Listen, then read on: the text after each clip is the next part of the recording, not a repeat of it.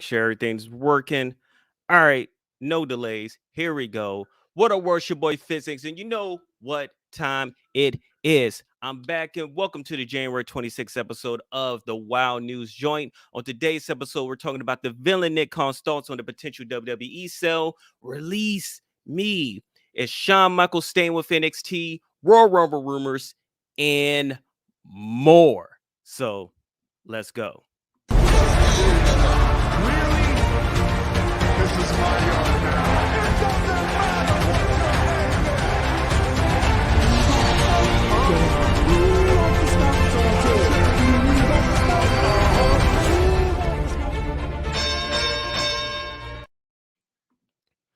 For our first news story of the day, it's everything's for sale. Well, no, not really, but everything may be for sale. WWE President and Chief Revenue Officer, and one of the worst things to happen to WWE, Nick Khan confirmed that WWE has taken some inbound calls from other companies looking to buy, but he stressed that WWE is not in active talks trying to sell the company, and they are not actively looking to sell. Khan stated, if it once was a mom and pop shop, Vince certainly didn't believe it was anymore. Part of what I believe he was looking for in bringing in someone from the outside was to make sure the community at large didn't treat it that way. But we believe we're a global content company. It was noted how Khan didn't just target the broader sports and entertainment community with this push, as he felt that he needed to change internal attitudes as well. While working for CAA Sports Agency, Khan is the one who represented WWE when they sold their media rights to Fox and NBC Universal. The Fox deal is worth $1 billion over 5 years, while the NBC deal is worth $1.3 billion over 5 years. Khan noted that during the 2018 negotiations, he was struck by the attitude of some WWE staffers, most of whom were not steeped in the intricacies of media. He said, some of them acted as though they were fortunate just to have a seat at the table and were content to negotiate with executives far down the chain of command. Um,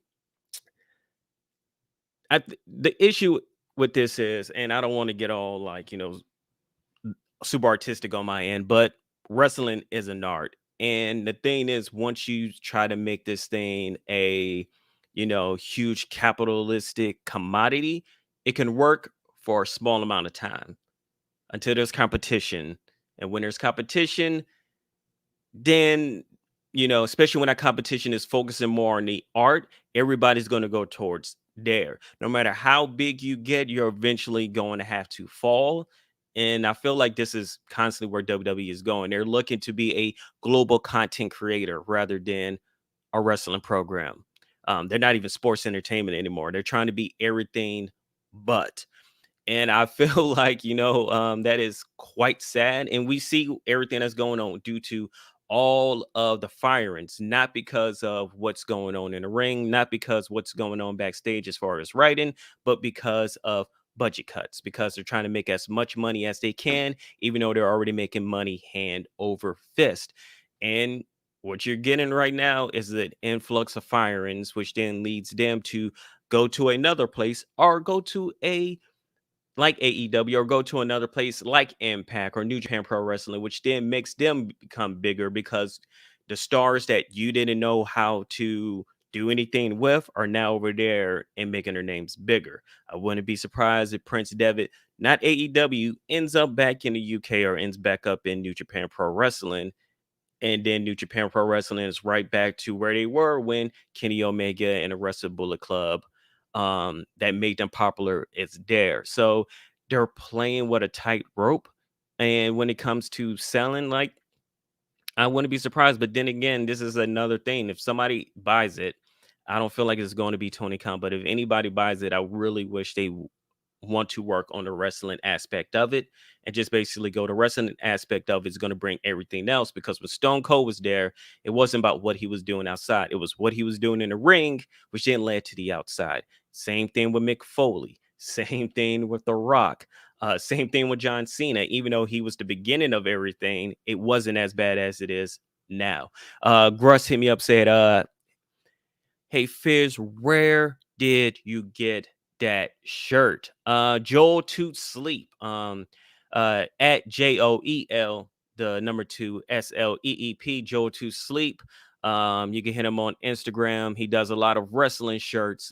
This is his Bad Boy Raw vs. War, NWO, Nitro, and of course it has what is it, south and east on the end, and on the back is WCW, WWE, and of course Goldberg, Stone Cold, and all of that. But really dope shirt, really does great merchandise as far as wrestling.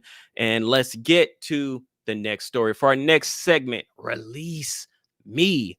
Now I know you heard about Mustafa Ali asking WWE to release him. He stated, I have a message that is much bigger than my dreams in pro wrestling. Despite my best efforts, I will not be able to deliver this message while working with WWE. Therefore, I am requesting my release from WWE. And he's not the only one. The Free Ali tweet was started and trended with support from former WWE wrestlers in the wrestling community. WWE on Fox then went on to block him for some certain reason. He's still with the company, but they blocked him because of I don't know what. But also, Brian Kendrick also asked for his release as well. PW Insider reported today that Kendrick requested his release from WWE weeks ago. It was noted that Kendrick hasn't been at recent NXT 205 live shows after requesting his release. It was announced last month that Kendrick will be returning to the ring to face Harlan on the December 28th episode of NXT, but the match never happened. The match was set up by an angle where Harlan attacked Kendrick and threw him down a flight of stairs. In a video uploaded by WWE in March of last, it was revealed that Kendrick transitioned from in-ring competitor to being a producer for NXT and 205 Live.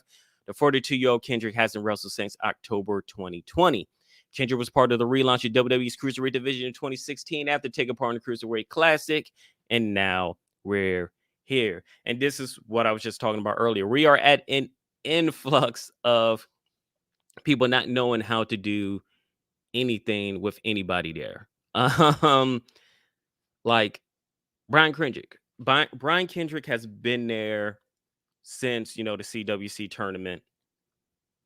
Did great things, part of the cruiserweight stuff that was not good. They didn't know what they were doing with that, unfortunately. And we saw what happened with the influx of people that left and went on to do better things in AEW.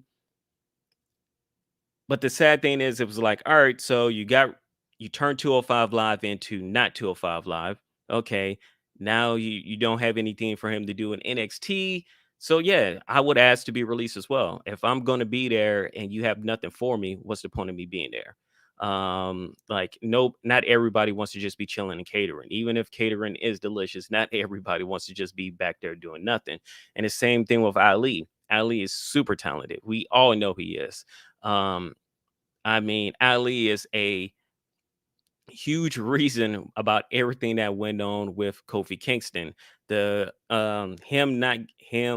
way he was going, it looked like he was going to be put in that spot, not in the spot of winning the championship, but in the spot of, making the name for himself in that Elimination Chamber match. But it didn't happen. He got injured. Kofi Kingston stepped in, and we went from there. And ever since then, the whole hacker thing, which they just dropped the ball on and just threw him with redemption. And even then, they didn't even know what they were doing. It's just a constant feeling of WWE having these wrestlers and not knowing what to do, but just wanting to keep them so they don't go anywhere else. And what's the point of that? Use the talent. And plus, like, Ali has a great reach. Like, you can make a superstar out of them. They're trying their best to make, a superstar out of every, Indian or Arabic wrestler that comes through, but they're never really trying to put all their, everything behind them, especially the super talented ones, because they're like Jinder Mahal is talented, but they didn't, but he's not the most talented. And that was the same. That's always been the case when it comes to Indian Arabic wrestlers. Is like the least talented are the ones that get pushed forward, but the most talented are the ones that just get lost in the shuffle when they shouldn't be at all. Moving to the next one, Shawn Michaels is the man. Well, since Triple H's heart attack, Shawn Michaels has been steering the ship for NXT 2.0 behind the scenes. On the latest edition of Wrestling Observer Radio, Dave Meltzer noted that WWE is very high on Shawn Michaels at the moment. While he was only brought in to be a coach, he has taken over the role as the guy due to circumstances. Since that point, the company has been high on his work. WWE has released a lot of people backstage lately, but it's not expected that Shawn Michaels will fall into that category.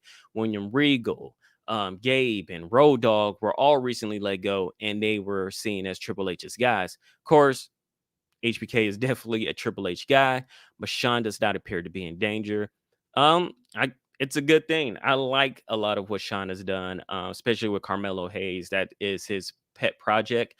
I just wish that that they kind of stayed ship. There was nothing wrong with NXT. Nothing wrong at all. The issue in NXT was WWE trying to make it a competitor to AEW. AEW's competitor is Raw and SmackDown. It is not NXT. And they should have known if they wanted NXT to be a competitor to AEW, then they should have sent every wrestler that they weren't doing anything with to NXT and basically do what they did at the beginning of NXT 2.0. Have, the old NXT. So if you were going to do that, have Cesaro there, have possibly Kevin Owens going back, Sami Zayn go back.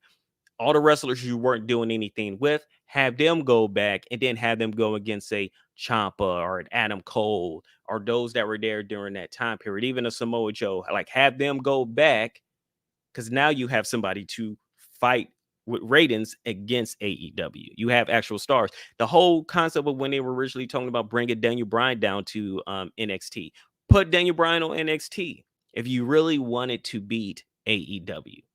If that was your thing, because it wasn't Charlotte. Charlotte didn't move any needles when it came to TV. Sasha Banks did, but Charlotte didn't. So if you really wanted that to be a competitor, then it'd be a competition, that's what you should have done.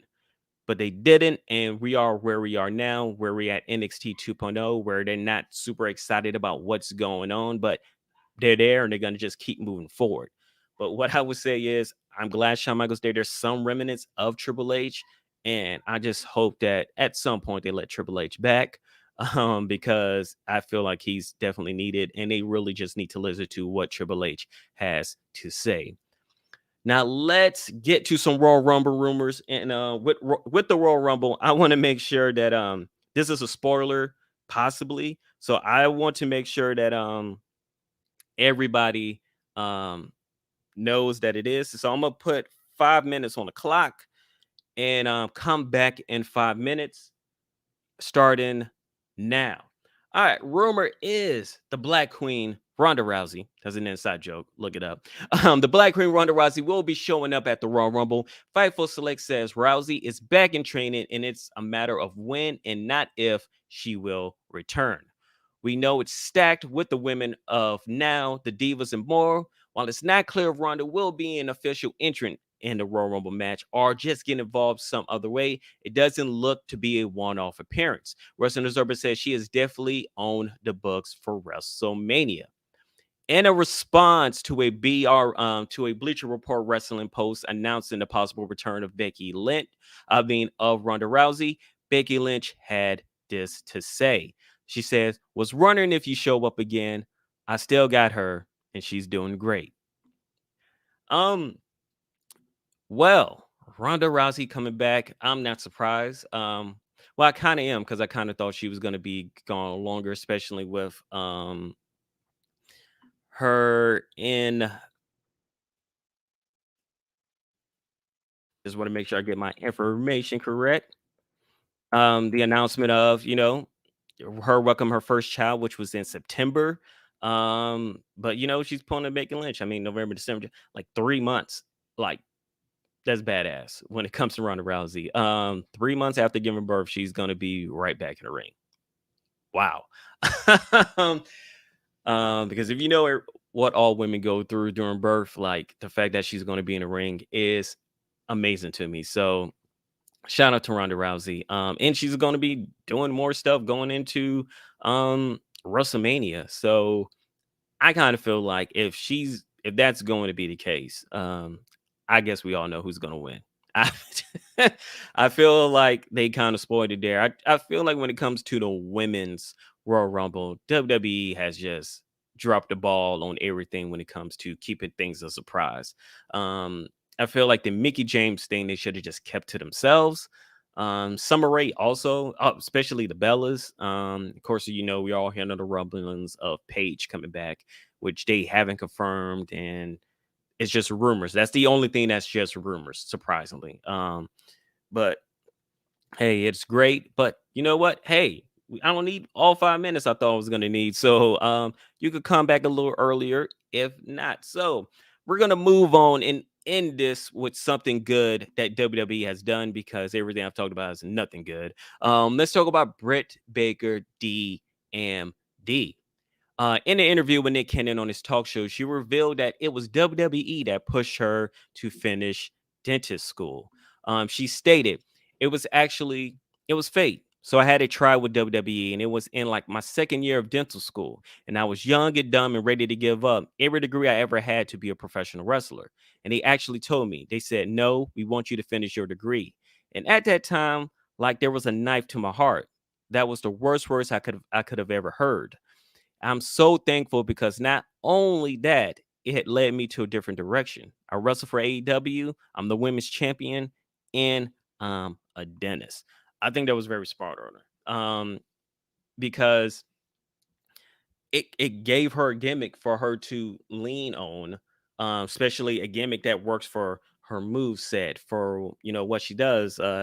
Her first real big pay-per-view match as far as AEW was a match that was inside of a dentist's office. It gave her a personality outside of the ring, which I think helped during her injury because that's all she had to focus on. And then she could also focus on her promos and led us to the Britt Baker we have now, who is, as some have said, one of the four pillars of AEW because I mean, she really put the women's division on her back. And at this moment, like she's so grand and grandiose as far as AEW's women's division goes that I don't know who can beat her. I really feel like that the TBS belt was made because they didn't know who can take that away from her and it actually be legit. I still feel like they're waiting for another big wrestler shoe to drop as far as women wrestling to come over to AEW and be the one to take it away from her. So shout out to WWE for telling her to do it because they basically shot themselves in the foot for helping AEW out, but they didn't know, but they did the right thing. Now it's time for some quick hits. Per Fightful Select, the Iconics were offered a spot in the Women's Royal Rumble match by WWE and said no, um, which tells me how it ended between the Iconics and them was not good. I know when they split them up, that was something they didn't want to happen. And of course, as soon as they split them up, everything went to hell. So I can understand why they said no to WWE as far as being back in a Rumble. But it also shows that WWE is very willing to work with Impact. And I wouldn't be surprised if we get a lot of Impact people coming in. We still have spots that have not been taken. So look forward to some Impact stars coming.